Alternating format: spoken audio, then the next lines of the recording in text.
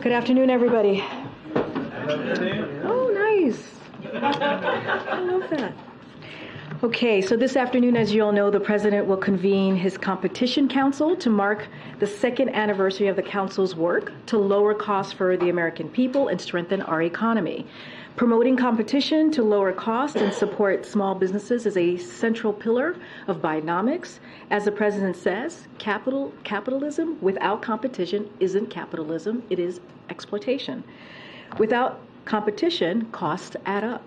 One study found that higher prices and lower wages caused by lack of competition cost the median American household as much as $5,000 annually. The President's Competition Council continues to deliver results.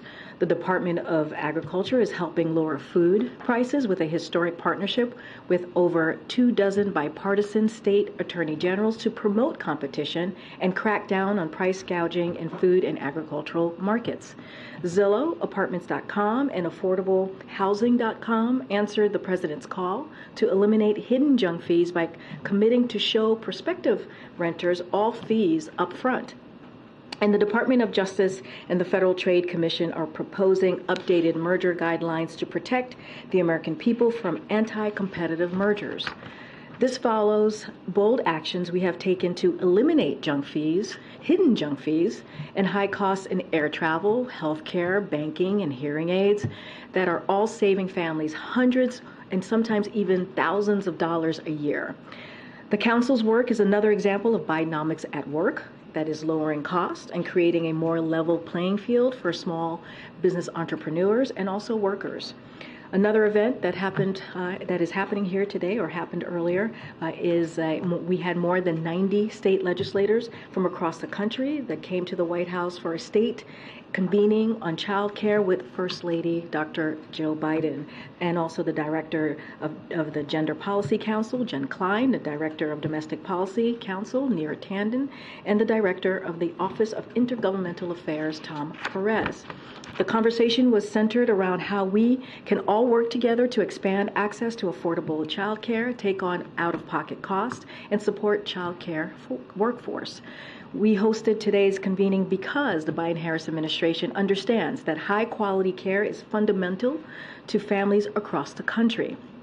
And the implementation of care depends on the states. States determine who is eligible for child care assistance, how much parents will pay out of pocket, and how much child providers are reimbursed. And now, thanks to the actions taken by this administration, states have even more avenues to improve child care access, affordability, and also quality. As the President has said many times, no parent should have to choose between caring for their children or the paycheck they rely on to take care of their children. This work is more important than ever, and we will continue to take actions that provide relief to working families, that breathing room that the President talks about often as well. Now, turning to Ukraine, some news there. The Department of Defense announced a new security assistance package to support the people of Ukraine as they bravely defend their country. This package includes more critical air defense capabilities, such as National Advanced Surface-to-Air Missile Systems and additional systems to help Ukraine shoot down Russian and Ukrainian drones. The package also includes additional artillery rounds and mine-clearing equipment, as well as unmanned aerial systems and equipment that will help Ukraine better protect its ports. These latter capabilities will become increasingly important, especially now that Russia has pulled out of the grain deal and has renewed attacks on port cities, as we have seen over the past 2 days. The weapons and equipment we are announcing today are being procured by the Defense Department for Ukraine through the Ukraine Security Assistance Initiative as part of our commitment to strengthen Ukraine's military over the near and also long term. As President Biden made clear in Vilnius last week, the United States is committed to supporting Ukraine alongside our allies allies and partners now and for the long future as we head into the future, clearly. Finally, one last thing. As many of you know, the Women's World Cup begins in less than 24 hours. How exciting. The second gentleman, Doug Emhoff, is leading the U.S. delegation to the tournament. He'll attend tomorrow's opening ceremony as well as Team USA's first game against Vietnam on Friday. Go Team USA. In addition to World Cup events and engagements with Team USA, the second gentleman will highlight U.S. and New Zealand shared values and priorities during his trip through his engagement with civil society, the private sector, and community leaders in New Zealand. The second gentleman will also deliver remarks to young women and girls as part of a panel discussion on gender equity and women in sports. He is, of course, thrilled to be there representing the administration and, of course, rooting for Team USA. As the president said himself, this team epitomizes what it means to be champions, and we are all rooting for them here at the White House. I know you guys were probably waiting for a Toberville topper, but I don't have one for you today. Amr, hi, good to see you. Good to see you too. Could you walk us through what efforts have been made over the last 24 hours or so by the U.S. government to contact the North Korean government about Private King? And has the U.S. been able to ascertain where he's being held and his condition? And is there any further understanding about his motivations to flee or his state of mind at that moment? So all good questions, Amr. I have a couple things at the top just to share so that folks are all tracking. As you know, yesterday the Department of Defense notified the next of kin. And so, as you mentioned, identify the individual as U.S. Army Private Travis King. The White House, Department of Defense, the State Department, and the UN are all continuing to work together on this matter to ascertain the information, the questions that you just asked me about his well-being and the whereabouts of Private King. We are still gathering all the facts. It is still very early on. I believe the Secretary himself of the Department of Defense said yesterday it might take us a little bit of time to ascertain all of that information. But again, we're gathering all the facts. But I want to be very clear that the administration has and will continue to actively work to ensure his safety and the return of Private King to us and to his family, obviously.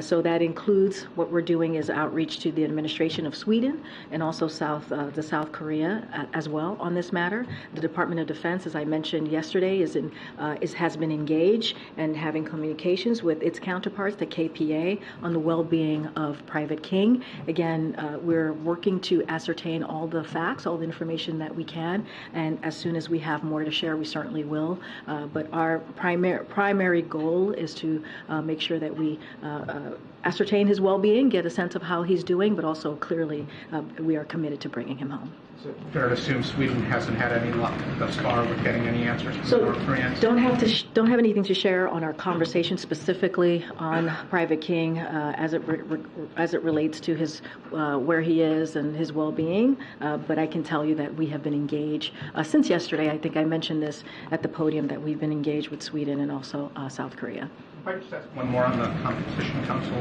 thing.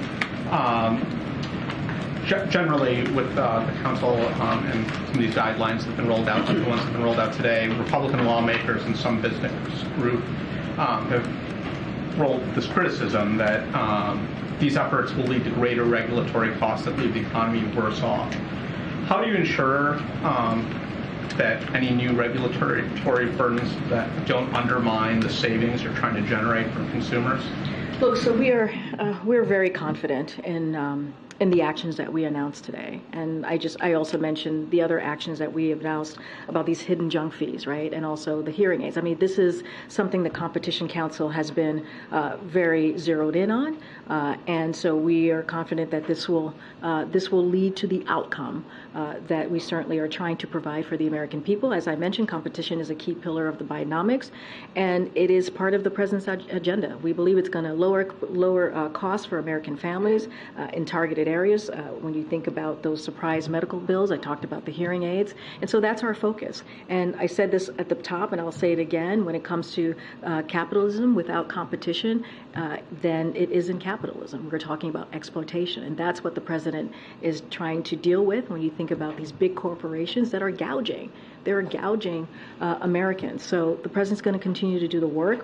The way that we see this as it comes to the competitions, the president's competition agenda, we're talking about supporting pro-small business, pro-entrepreneur, pro-worker, and pro-consumer. And that is, we believe, Bidenomics in action. And so we're confident in that. You mentioned Sweden and South Korea, but just to be clear, has the administration reached out to China at all for their help in this case? I don't have any engagement with China to read out to you at this time, but I can tell you for certain that South Korea and Sweden, we have engaged with them. And on another issue, Texas has been installing these buoys along with razor wire on the Rio Grande near Eagle Pass. Mexico is now requesting that Texas remove these barriers. They say the state is violating international treaties. And Mexico actually says they first raised this with the administration 3 weeks ago. So do you agree with Mexico that Texas is violating these international treaties? And if so, how do you plan to respond? So look, I saw these reports, and I think one of the things, and I've been very clear about this, that this governor has done over and over again is treated this situation that we're seeing at the border in an inhumane way.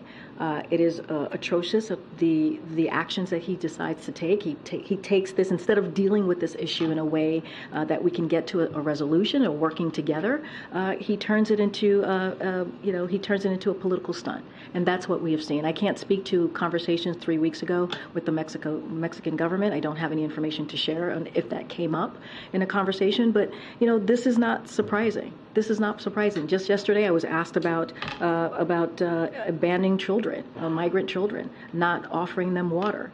This is what we see over and over and over again from this Texas governor, from Governor Abbott, and it is all we're asking for, all we as a country, and what we should hold near and dear is the basic human decency, and we are just not seeing this from this governor. It's clear you disagree with the governor on this, but what comes next here? I mean, what does the administration believe that these barriers, these buoys need to be removed, and what can you do to force that, if so? So look, this is, as it relates to any legal actions, that's something that Department of Justice is going to certainly look into or has to deal with. As it relates to the indecent, inhumane way that migrants are being taken,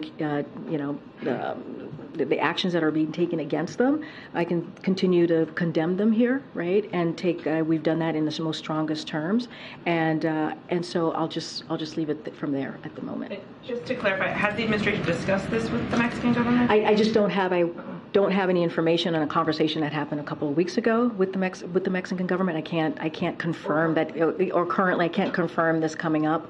I would have to certainly refer to you to the Mexican government. What I can say is what I know and how this governor has treated migrants. Instead of dealing with the situation in a way that we can actually have results, he's used this in a political stunt, and that's shameful, and we're going to continue to condemn that. We're going to continue to call that out. Okay. We saw the Tom Friedman column based on a meeting with the president.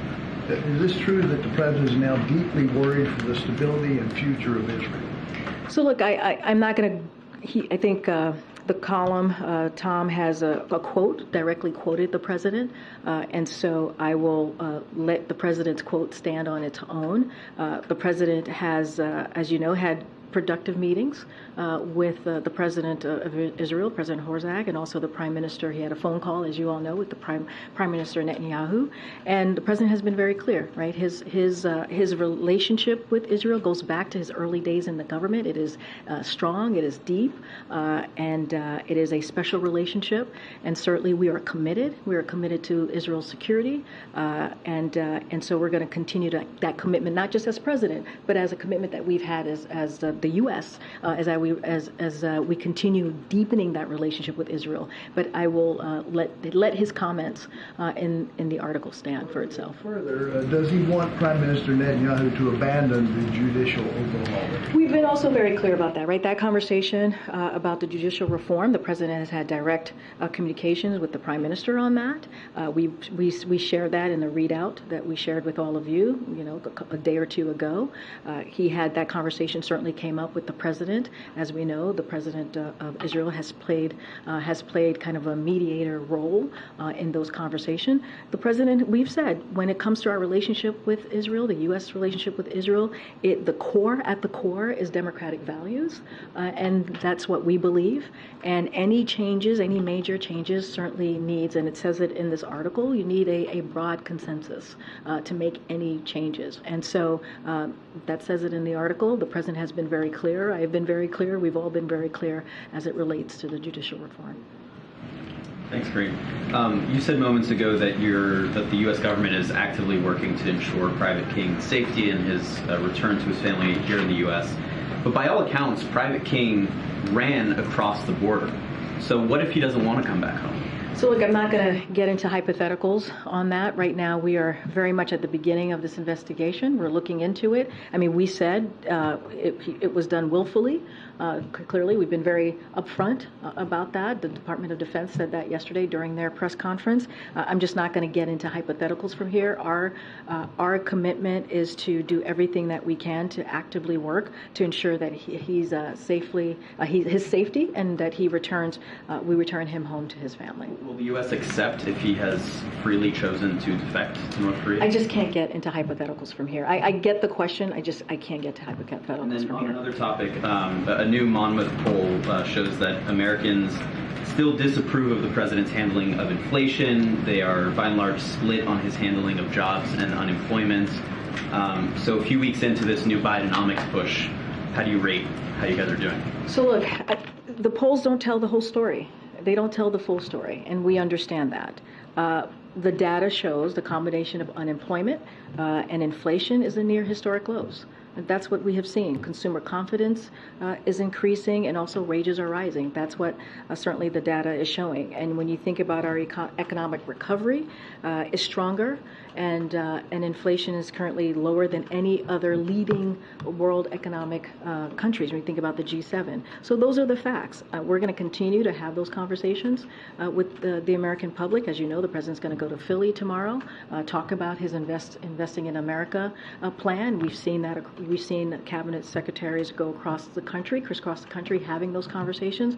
But as we believe it, the polls don't tell the entire story, and so we're going to continue to have the conversation. We're going to continue to have a conversation with the American people. It's going to take for the public to start? I don't have a timeline for you, but we know, just looking at the midterms, right, the results of the midterms, Americans want us to continue to work and build on the historic actions that we have taken. They want to see lowering us continue to work, the president continue to work on lowering costs. That is what matters to them, focusing on the economy. We're going to hear from the president very shortly about his Competition Council and what they have been able to accomplish on dealing with hidden junk fees. All of those things are important, and we've seen very good stories from some of you speaking about the technical kind of apparatus of it, how this is going to work, and how this is going to benefit the American people. So, look, we're going to continue to talk. We're going to continue to share our message. We're going to continue to be out there, and you're going to see that from the president in about an hour or so from now.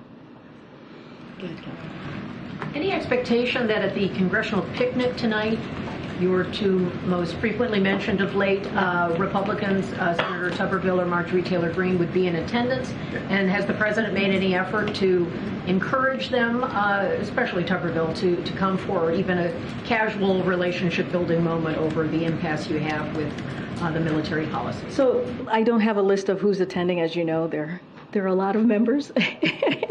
At least in the House, and certainly there are about 100 senators on the other side.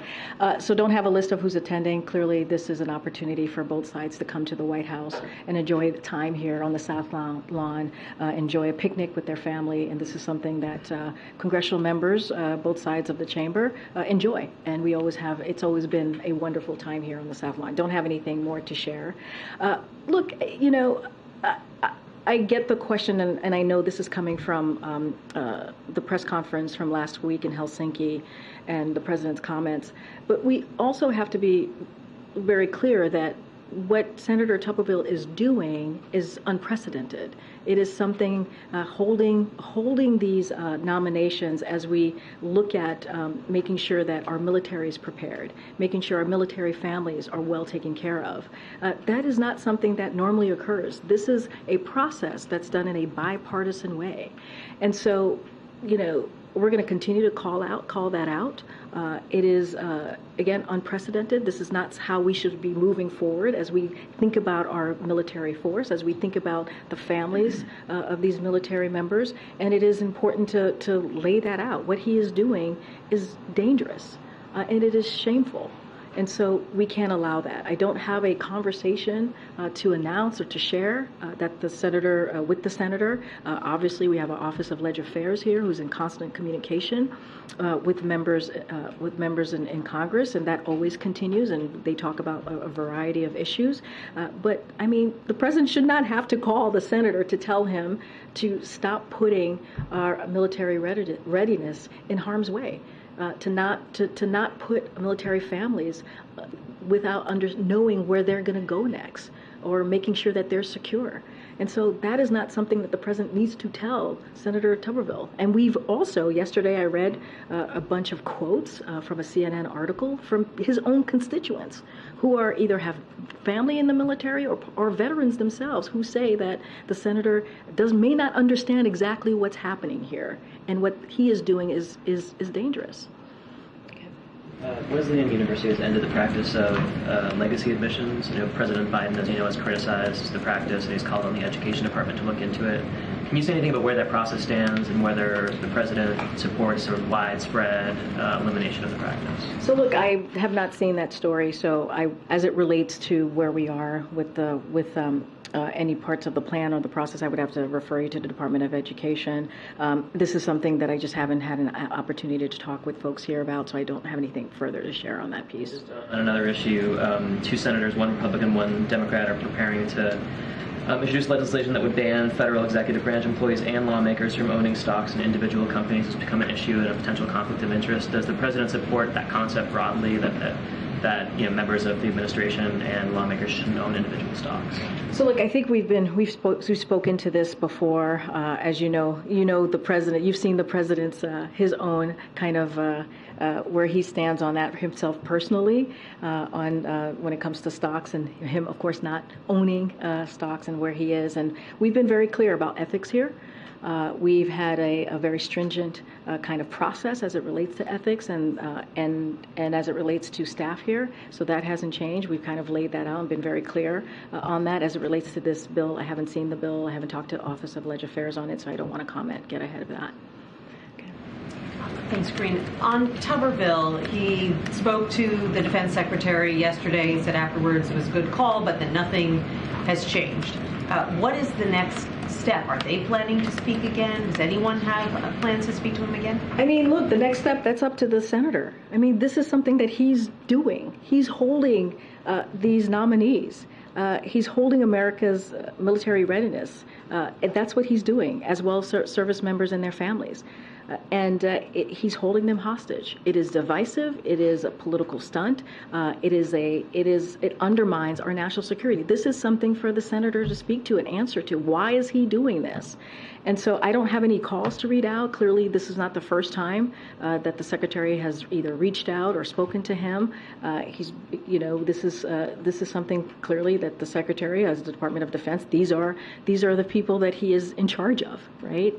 And so it is just shameful that he continues to do this. And we have been very clear. We call on Republicans in the Senate to speak up, to speak out, and not let this process, which should be a bipartisan process, be hijacked by one person. On that front, does the White House believe that Republican leaders in the Senate have any particular responsibility or any specific leverage to get him to change his mind? Look, we think that they can. We think that they can speak up and speak out. We think these Republican senators in Congress that it's important to do this, that they actually speak to the senator and ask him what is going on. Why are you doing this? This is not how we should move forward. And as it relates to our national security, our military force, our military families, and so they have it's. We believe that they have it is on them as well to speak up.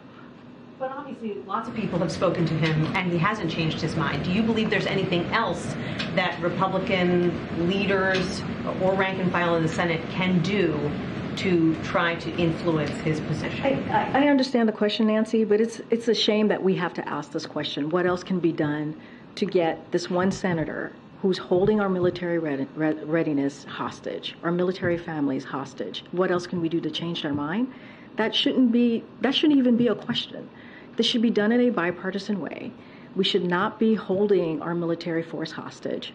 And I mean, that's why almost every day, every press conference this week, I've called this out. We've called out Senator Toberville because we're trying to send a message to him to say, hey, this is not the way we should be moving forward. This is unprecedented. We even had, at the podium yesterday, as I just mentioned, we even had quotes from people. We're talking about his constituents, veterans in his own state. Not only that, military families in his own state saying this is not okay, that he may not fully understand what is going on here. And so it's so disrespectful to the sacrifices that our military force is making, the sacrifices that our military families are making. This cannot continue. And so this is something that he has to deal with. Are there any calls or conversations that you can read out between the White House and Republican leadership about this? I don't have any calls to read out at this time. Okay. On U.S. investment in China, there's an executive order that's been in the works.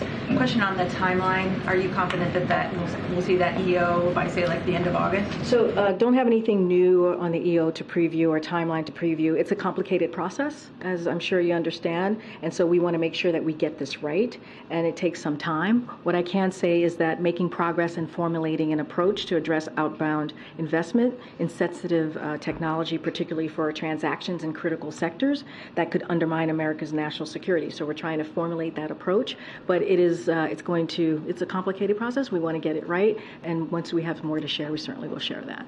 Okay. So yesterday, Illinois moved to become the first state in the nation to eliminate cash bail.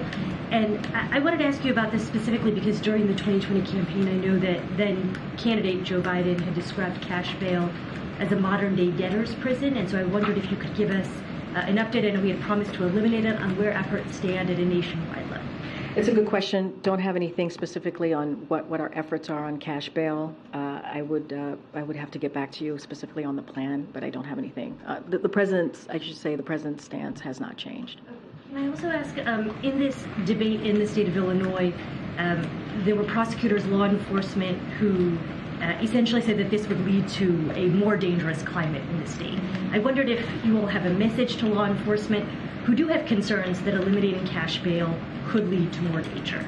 So look, one of the things that the president has always been very clear about as we're talking about the economy, as we're talking about building an economy that doesn't leave anybody behind, right? That has equity at the center of it. This is part of that, right? Making sure that we treat people fairly, and so certainly that is part of that. And we think about racial injustices, inequality.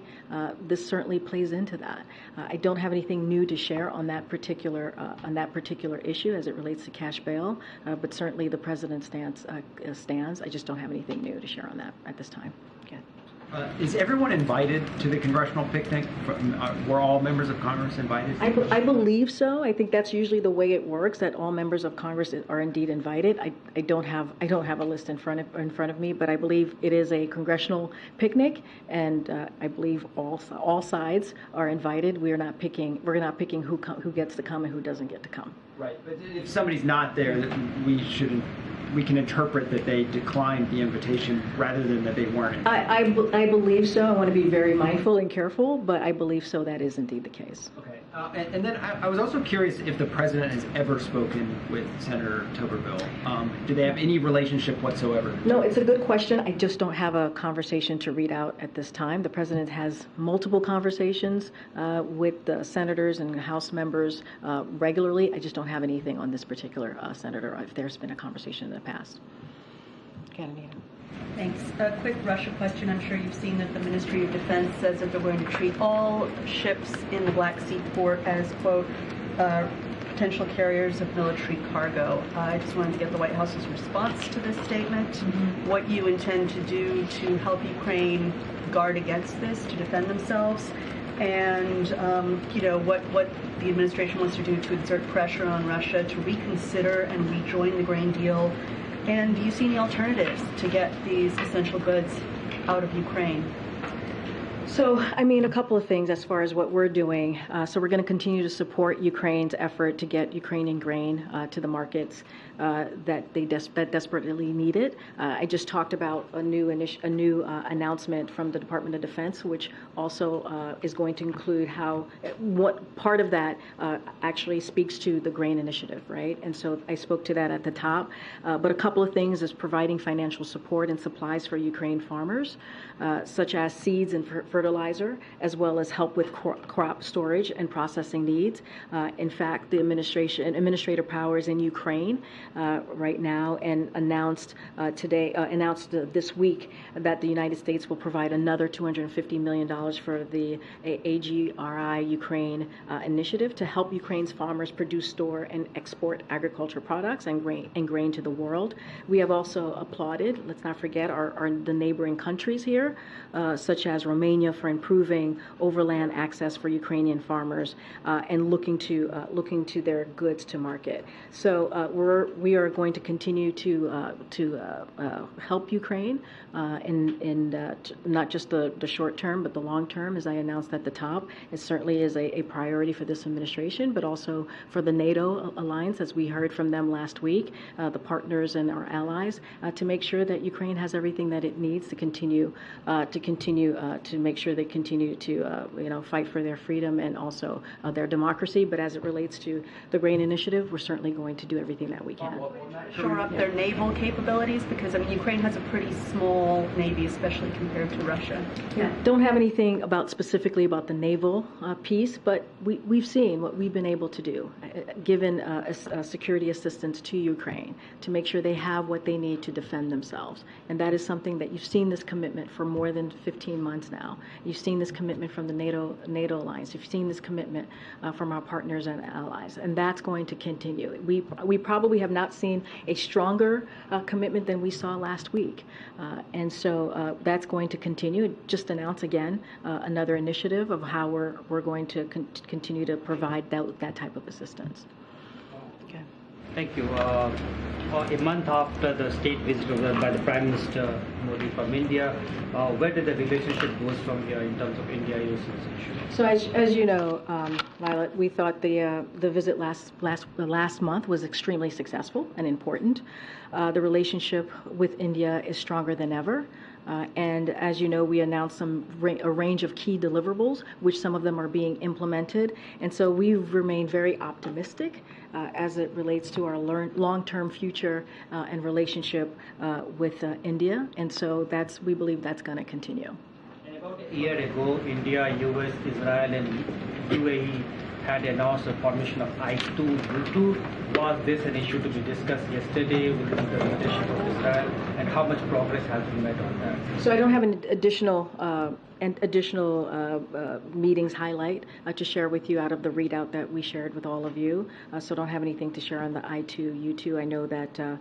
I know that was, as you said, an initiative that we started a year ago. It was a vision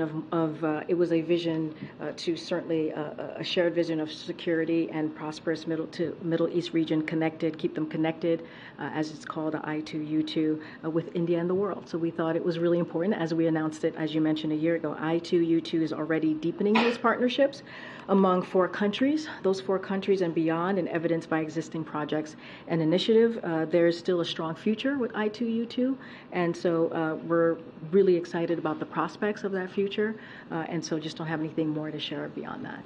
Okay. Thank you, Karine. Admiral Kirby, when he was up on the podium the other day, he seemed to rule out U.S. participating or even really backing a convoy system to get grain in and out of Ukraine, because of the dangers. But the Ukrainians are really pushing for that. In fact, a senior Ukrainian official told us, AFP today, that they're negotiating right now with regional countries in the Black Sea, and that what they want to see is a UN, some kind of UN mandate for this. Is the U.S. into exploring any of that, including the UN part? I mean, the Admiral answered this question. I don't have anything else to share beyond what he laid out on that particular question, and we get it. We hear what the Ukrainians are asking for. Just don't have anything else to share. I just laid out 3 important pillars, if you will, of how we're assisting right now with this grain initiative no longer certainly existing. How we're going to help Ukrainian farmers. I just talked about what the Administrator Power said this week about the $250 million for the Ukrainian initiative to get Ukraine farmers produce and store and export agricultural products and grain to the world. So that is really important. So we're taking steps to help in ways that we can. We've been very detailed about those steps that we're taking. As far as it relates to your question, I just don't have anything beyond what the Admiral shared a day or 2 ago. Okay. Thanks, Karine. Several Democratic senators wrote a letter to student loan service providers this week saying they're concerned about whether they're going to be able to handle the restart of payments this fall. And they're citing what they say is a heavy workload and the weakened ability of these providers to deal with all of this because of layoffs and the big transfer of borrowers during the pause over the last 3 years. Does the administration share those concerns, and has the White House spoken to those senators about what the federal government might be able to do to alleviate some of these problems? So one of the things I can say is, as the pause is going to be lifted, the Department of Education has been in touch with certain administrators to see what we can do to be helpful. Don't have any calls to read out with the 2 senators that you list out, but it is something that the Department of Education is aware of and wants to make sure that we do this in a smart and effective way. I don't have any details. I would have to refer you to the Department of Education, as certainly they are running this process. When the student loan process was all announced a couple weeks ago, there was that 12-month on-ramp transition period, which was certainly framed as a way to help borrowers as they restarted their payments. If they missed a payment, that they wouldn't default on their loans. But could this end up helping the loan providers if they're dealing with the flood on their end and helping them more so than the borrowers? Well, it was designed to help the borrowers. That was the whole idea of announcing the 12-month ramp. That's what it's designed to do. That's what we want to make sure that we understand, that it's going to take folks a little bit more time, and they do need a little bit of that breathing room. And so we believe that it is going to be beneficial to the borrowers. We believe that it's going to be, it's an option that is certainly needed for many borrowers.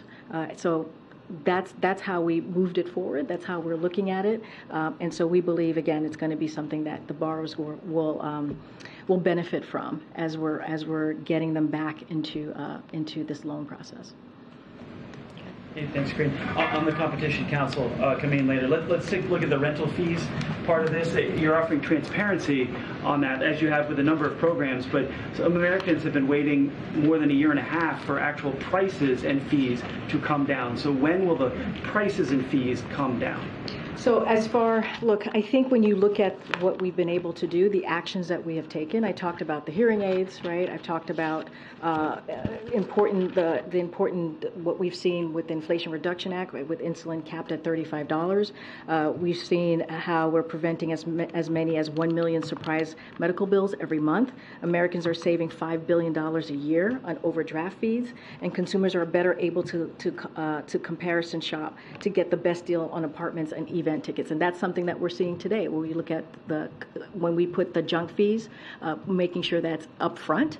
And so consumers are able to look at what the junk fees are and make a decision that is good for them. And so that is incredibly important. So we have seen results. We have seen real results from what the actions that the president has taken to lower costs for the American people. And this is something that the president says he's going to try and figure out how to do that. And so we're going to hear from him again, and he's going to lay out the Competition Council and these announcements today, as I did at the beginning. So look, we understand housing affordability is a challenge for families. This is why we make announcements like these.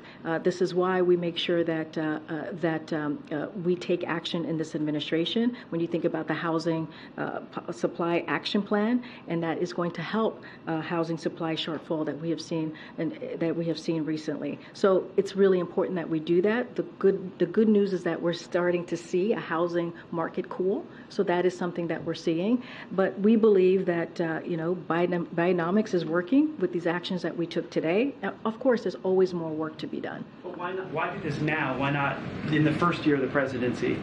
Why now? So it rolls out next year as voters begin to vote for the presidential election?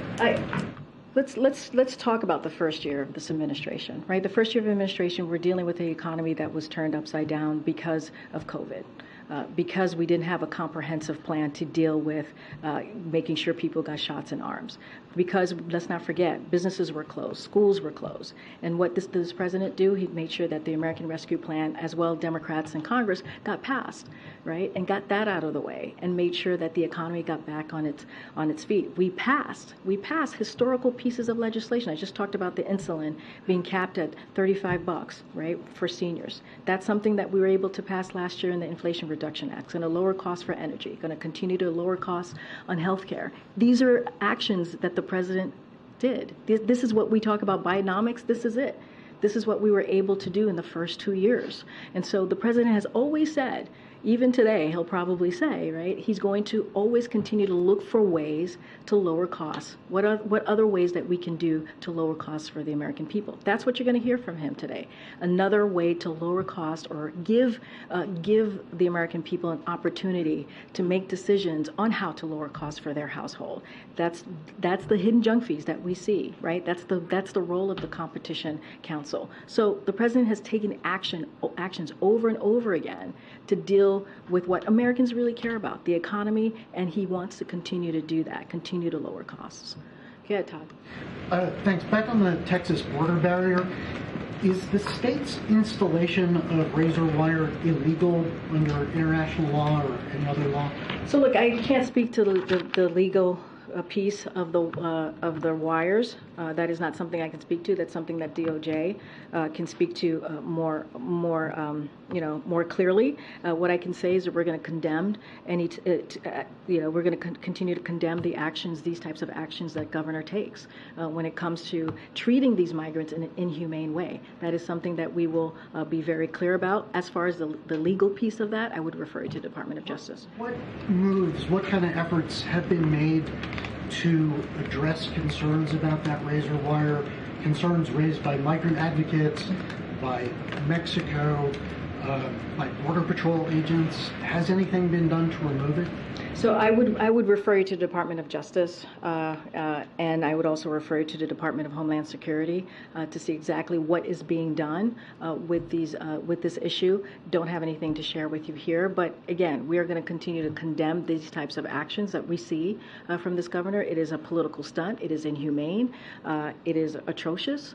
When we think about even the news that we heard yesterday about not providing water to migrant children, this is an action that we see from this governor over and over again, and we're certainly going to call that out. As any legal actions, that is something for the Department of Justice to speak to. One last quick question. Yeah. President Lopez Obrador earlier this week said that he is urging Hispanic Americans to vote against Governor Abbott and any Republican who fails to denounce this border tactic by Texas.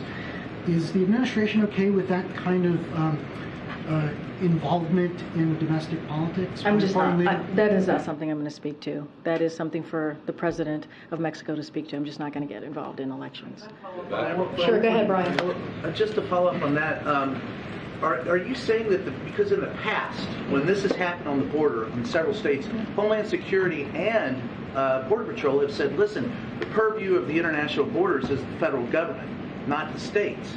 So are you saying that we've ceded the Border Patrol? That's not what I said. I said you have to talk to the Department of Homeland Security and the Department of Justice. This administration isn't going to cede international control of its boundaries. I mean, absolutely not. Absolutely not. I'm just saying that that is something, as far as actions, that's something for the Department of Homeland Security to speak to. Thanks. Go ahead, in the back. Thanks, Karine. Cardinal Zuppi, President Biden met last night. I saw the readouts. After their meeting, does the president believe the Vatican can help end the war in Ukraine? So just a couple of things on that. You saw the readout, as you just mentioned, of the president's meeting with the cardinal. We put that out last night. Look, just a couple of things that I know the president would want me to share here is that he has shared his wishes for Pope Francis' continued ministry and global leadership, and welcomed the recent nomination of a U.S. Archbishop as cardinal. They also discussed the Holy See's efforts providing humanitarian aid to address the widespread suffering caused by Russia's continuing aggression in Ukraine, as well as the Vatican's advocacy for the return of forcible reported Ukrainian children. What Russia has done, kidnapping thousands of Ukrainian children from their families and transferring them to other parts of Ukraine or deporting them to Russia, is obviously horrifying. So we certainly applaud the Vatican's advocacy for the return of these children. We think it's important advocacy, and so that is something that the president discussed with the cardinal yesterday. Okay, just tell me real quickly, did the use of cluster bombs come up at church, the Pope against those, obviously? Did that come up in their conversation? I don't have anything beyond the readout from last night. Go ahead, Courtney. Thank you. When will the president sign the Taiwan trade deal that the Senate passed last night? I don't have a timeline for you on that at this time. And I also wanted to ask about the defense bill. Does the president want your policy on troops and abortions to be included in the bill? For example, would he want the bill to codify the policy or not touch it at all? What I can say is the president wants a piece of legislation that is bipartisan, as we've done historically in the past. That's what the president wants to see, a bipartisan piece of legislation. One on Israel? Last question. Thank you, Karine. Thank you, Karine. At the top in the statement, you talked about a new weapon system that the U.S.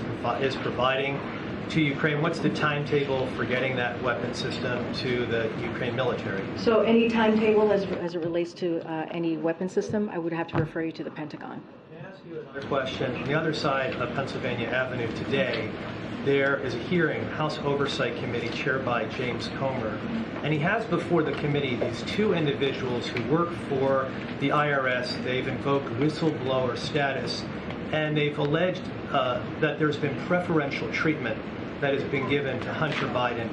Is there any reason why those allegations should not be believed from your point of view? So look, my colleague at the White House Counsel has addressed this, so I certainly will refer you to him. But a couple of things I do want to say. The president respects the rule of law. He respects the independence of the Department of Justice as it relates to their conduct in investigation. That's something that we say over and over from here, and you've heard from the president specifically on this case. Let's not forget, this has been led by a Trump-appointed U.S. attorney. Let's not forget that. And the president has said, we have said, that he has not been involved. And so, look, what I can say is, just taking a step back and looking at what the president is even doing today, he is going to focus on how we can continue to do the work of the American people, how we can continue to lower cost, right? And he's taking on big corporations who are price gouging the American people. And so, that's going to be his focus. That's what he's going to continue to focus on. Let's not forget, in the midterms, that was the focus that Republicans said that they wanted to do. They wanted to run a midterm, or their message during the midterm is, how do we lower costs for the American people? It doesn't seem like that's their focus right now. Their focus is continuing to do political stunts. That's what they want to do, but that's not what the president is focusing on. You're going to hear from him in a few minutes about that. Thanks, everybody.